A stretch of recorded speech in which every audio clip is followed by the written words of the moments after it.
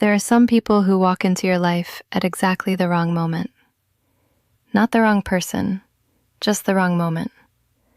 When you're broken, when you're scared, when you have absolutely nothing left to offer, and you know it. That's the kind of moment I'm talking about. The kind where you're lying in a hospital bed at 2 a.m, wondering how your life got so small, so fast. And then a man walks past your window, and something inside you goes completely still. Not because he's trying to get your attention, not because he even knows you're watching, but because there's something about the way he carries all that silence that makes you feel like maybe, just maybe, you're not the only one holding something heavy tonight. This is a story about a woman who thought she was just trying to survive a surgery, and a man who thought he had already decided to stop feeling anything. Neither of them planned what happened next. Neither of them was ready. And honestly, that's exactly what made it impossible to stop. If you're new here, welcome. Hit that subscribe button and leave us a like. It genuinely helps us keep making stories like this one. Drop a comment and tell us where you're watching from. We love hearing from you. And now, let's get into it. This is the story of Claire and Jace. And I promise you, once it starts, you won't want it to stop. I didn't plan to fall apart on a Wednesday. I had a work deadline, a half-packed suitcase by the door, and a very specific idea of what my life was supposed to look like by 32. Stable, decided, moving forward. What I had instead was 2 bags I hadn't finished packing, a relationship I had just ended 4 days ago, and a chest that had been doing something strange and frightening since Monday morning. I ignored it the first day, told myself it was stress, anxiety, the physical weight of a decision I had been postponing for 2 years. I ignored it the second day too, because I had a presentation to finish, and a landlord to call, and an ex-fiancé who kept texting, asking if we could just talk. By Wednesday evening, I couldn't ignore it anymore. The irregularity in my heartbeat had become something I could feel in my throat. I took a cab to Mercy General because I didn't want to call anyone. I didn't want to explain anything to anyone. I just wanted someone to tell me I was fine so I could go home and keep pretending I had everything under control. I didn't make it past the Saguel. I remember the floor coming up fast, and then nothing. When I opened my eyes, the ceiling was white, and the lights were too bright, and there was a machine beeping somewhere close to my left ear. A nurse was adjusting something on my IV line. I asked her what happened, and she told me I had fainted, that my heart had gone into a brief arrhythmia, and that the doctor would be in shortly to explain. The doctor arrived 7 minutes later. I know because I watched the clock on the wall. He walked in reading my chart, not looking at me, and said without any kind of introduction, "You have an anomalous valve, congenital. Small, but it's been compensating for years and it's starting to fail. We need to operate tomorrow." I stared at him. He was tall, dark-haired, somewhere in his late 30s, with the kind of face that looked like it had decided a long time ago not to give anything away. He still hadn't looked up from the chart. "Tomorrow," I repeated. "That's fast. Waiting makes it riskier. Can I at least know your name before you cut me open?" He looked up then. His eyes were a shade of gray I wasn't expecting, and the way they landed on me was direct in a way that felt almost physical. "Harmon," he said. "Dr. Jace Harmon." He held my gaze for exactly 2 seconds. Then he looked back down at the chart and kept talking. I told myself the way my pulse spiked had everything to do with the arrhythmia and absolutely nothing to do with him.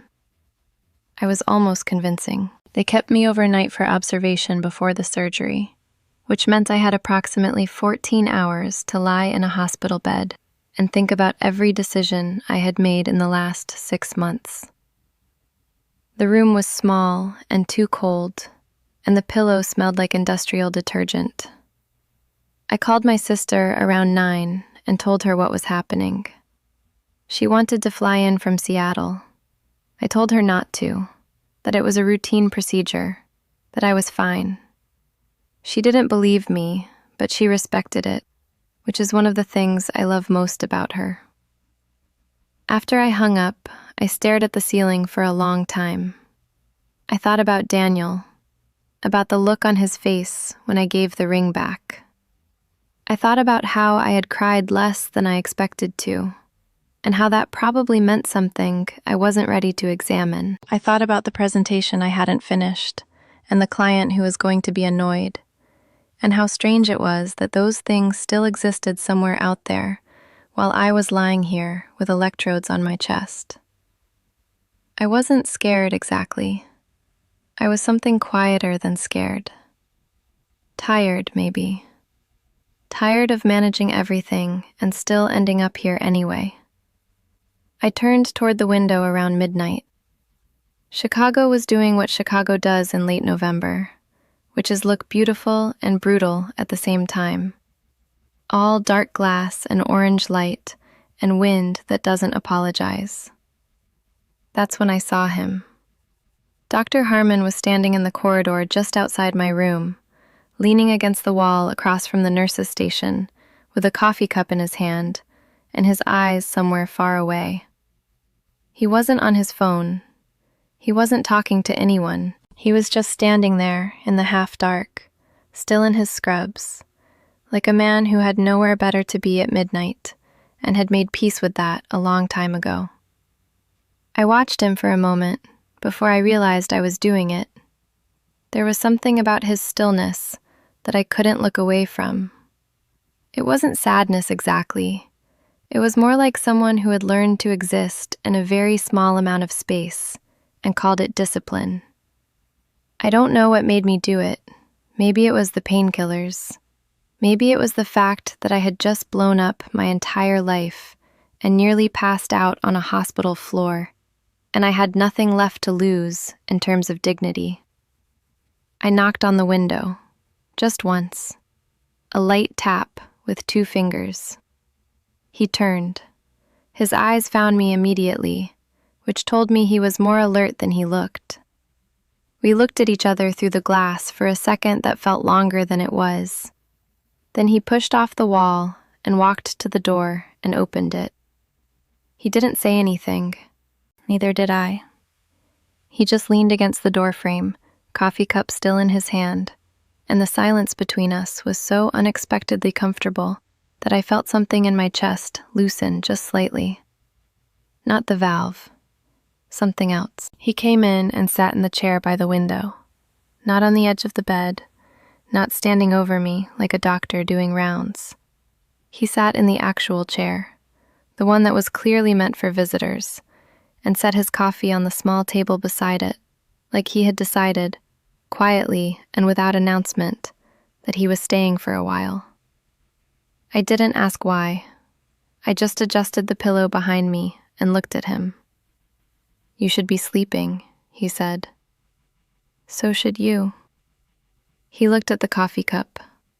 "Fair enough." It wasn't a conversation exactly. It was more like 2 people who were both too tired to pretend they wanted to be alone. I asked him how long he had been on shift, and he said since 6 that morning, which meant he had been awake for at least 18 hours. He said it the way people say things they've stopped finding remarkable. I asked him if he did that often, and he said, often enough. I didn't push it. There was something in the way he answered that made it clear he wasn't going to explain himself further, and I found that I didn't mind. I was used to people who talked too much to fill space. His silence felt different. It felt chosen. We talked a little. Not about the surgery, not about my heart, not about anything that mattered too directly. He asked what I did, and I told him I was an architect, residential mostly, that I spent most of my time thinking about how spaces affect the way people feel without them realizing it. He was quiet for a moment, and then said that was an interesting way to think about a job. I told him I thought surgeons probably understood that better than most people. He looked at me then, with something that wasn't quite a smile, but was adjacent to one. It changed his face in a way I wasn't prepared for. I looked away first. Around 1 a.m, he stood up. He picked up his coffee, checked his pager out of habit, and moved toward the door. He paused with his hand on the frame and turned back just slightly. "The procedure tomorrow is straightforward," he said. "You're going to be fine." "You said that like you're reminding yourself." He held my gaze for a beat too long. "Get some sleep, Claire." It was the first time he had used my name. He had read it off a chart, I knew that, but it landed differently coming out of his mouth at 1 a.m. in a dark and quiet room. After he left, I lay there listening to the machine track my heartbeat, and I thought about the way he had said it. Not with warmth exactly, with something more careful than warmth. Like a man who had decided to keep a very specific distance and was already aware he had just moved one step closer than he intended. The surgery was in 8 hours. I told myself that's what was keeping me awake. I almost believed it. They came for me at 6:45 in the morning. A nurse named Patricia, who had kind eyes and moved with the efficiency of someone who had done this 1,000 times, helped me change into a surgical gown and asked if I had any questions. I said no. That was a lie. I had about 40 questions, none of which were about the surgery. The corridor was quiet at that hour. There's something about a hospital before the day fully starts that feels suspended, like the building itself is holding its breath. I stared at the ceiling tiles as they wheeled me toward the OR, and I did the thing I always do when I'm scared, which is make a list. Things I needed to finish at work, calls I had to return, the plant on my kitchen windowsill that nobody was going to water. Small, manageable things. It helped, a little. The OR was colder than I expected, and brighter. All sharp light and organized surfaces. A few people in scrubs were moving around with a focused calm that I found both reassuring and terrifying. And then Jace walked in. He was already gloved, already masked, and I could only see his eyes above the surgical mask, but I recognized him immediately. Something about the way he carried himself made him identifiable from across a room. He came to stand beside the table and looked down at me, and his eyes did that thing again, that direct and steady thing that made me feel like the only person in the room worth paying attention to. "How are you feeling?" he asked. "Cold," I said. "Nervous." "That's normal." "Very reassuring, thank you." Something shifted in his eyes. Not a smile, but the suggestion of one. "I need you to count back from 10 for the anesthesiologist," he said. "When you wake up, it'll be over." Just like that. Just like that. I looked at him for a second longer than was probably appropriate, given the circumstances. I wanted to say something, but I didn't know what, and the anesthesiologist was already adjusting something near my IV line. So I just said, "Don't make any mistakes." He held my gaze. I never do. I started counting. I made it to 7. When I came back, it was like surfacing through something thick and warm. The light was different, softer, and the sounds were muffled at first, and then gradually clearer. I was in the recovery room. My chest felt tight and heavy, but the frightening irregularity I had been living with for days was gone. My heart was beating steadily, evenly, like it had finally decided to behave. Patricia was there. She told me everything had gone well, that I had done great, that Dr. Harmon would be in shortly to check on me. I nodded and closed my eyes again. I was somewhere between awake and not when I heard the door open. I heard him before I saw him. the quiet, specific sound of his footsteps, and without thinking, still half sedated and completely unguarded, I said his name. Not Doctor, not Dr. Harmon, just Jace. The room went very still. He didn't react the way I expected. I expected him to correct me, to reset the professional distance with a quiet reminder that it was Dr. Harmon, actually, said with the kind of polite firmness that puts people back in their place without making a scene. Instead, he just came closer, checked the monitor beside my bed, and said, "I'm here." That was it. 2 words. But his voice was different from how it sounded during rounds. Quieter, less clinical. I was still foggy enough from the anesthesia that I couldn't fully manage my own reactions, which meant that when I opened my eyes and found him standing that close, I didn't have the presence of mind to pretend I wasn't relieved. "It worked," I said. My voice came out rougher than I expected. "It worked," he confirmed. He was looking at the monitor, but I could see the line of his jaw, the way it was set with something that wasn't quite tension, but wasn't quite ease either, like a man who had just put something down that had been very heavy and wasn't sure yet how to stand without the weight. He ran through the post-op information efficiently. The repair had gone cleanly. I would need to stay for observation for at least 3 days, activity restrictions for 6 weeks, follow-up appointments.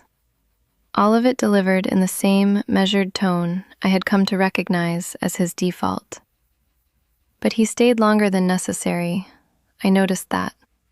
He checked things that Patricia had already checked, adjusted a line that didn't need adjusting. I didn't call attention to it. I just watched him and thought about how strange it was to feel this settled around a person I had known for less than 24 hours. On the 2nd day of recovery, my sister called 4 times. A colleague sent flowers that were too large for the room. Daniel texted, asking if I was okay, and I stared at his name on the screen for a long moment before I replied with a brief yes and put the phone face down. That chapter felt very far away. Jace came by during afternoon rounds with 2 residents trailing behind him. The dynamic was different with an audience.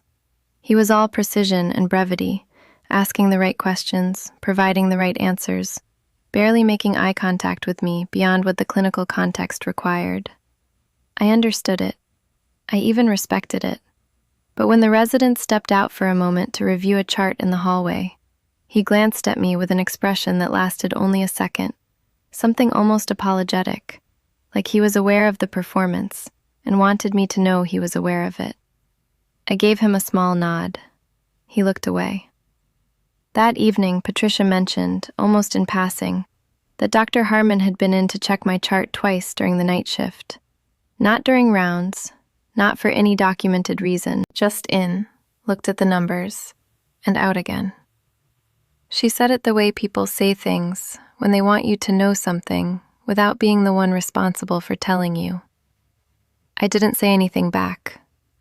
But after she left, I lay there, thinking about a man who checked on people quietly, in the dark, when no one was watching. And I thought that was either the loneliest thing I had ever heard, or the most telling. On the 3rd day, they moved me to a regular room, which meant the worst was officially over, and the slow, unglamorous work of recovery could begin. The new room had a better view. I could see a slice of Lake Michigan between 2 buildings, if I positioned myself just right. A thin gray line of water that somehow made everything feel less small. Jace came by that afternoon, alone this time, no residents, no Patricia. He had my discharge paperwork in his hand, and he went through it with me point by point, the same way he did everything, methodically and without unnecessary commentary. I listened and signed where he indicated, and when we were done, I handed the clipboard back and said, "You were here twice last night, during the night shift." He didn't look surprised that I knew. He also didn't deny it. He just took the clipboard and said, "Your numbers were fluctuating." Patricia said they were fine. They were fine by morning. I looked at him. He was looking at the paperwork. There was a quality to his stillness in that moment that reminded me of the way a building looks just before weather hits. Everything solid on the surface, but something moving underneath. Jace. He looked up at the sound of his name. I had used it deliberately this time, not by accident, not half sedated, and we both knew it. Thank you, I said, for last night, for all of it. He held my gaze for a moment, and something moved across his expression that he didn't fully manage to contain. It wasn't much, just a brief loosening around the eyes, the kind that happens when someone is caught feeling something they didn't budget for. Then he nodded once, professional and clean, and moved toward the door. He paused with his hand on the frame. It was becoming a habit, that pause.